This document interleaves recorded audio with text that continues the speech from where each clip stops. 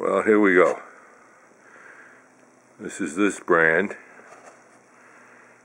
Know very little about it. Opened a box of these 50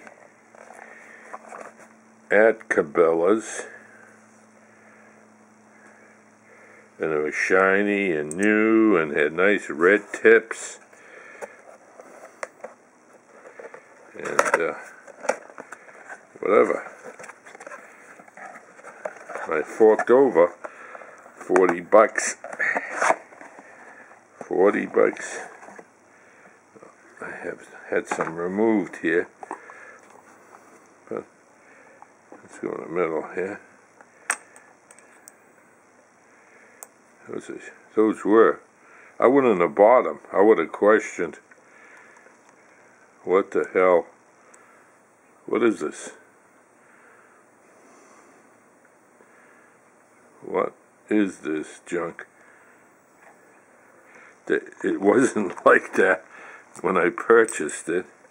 Here's some more that I have in my hand. Am I making a big deal of this? Well, I'm just trying to get some answers.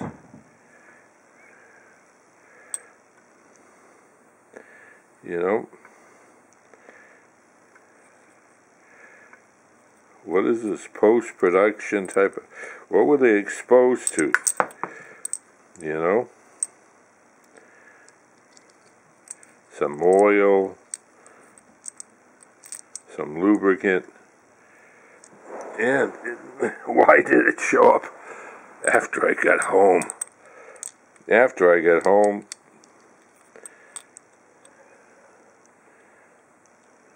makes for a lousy presentation for the outfit in Arizona. Let's see if I can finagle my way here.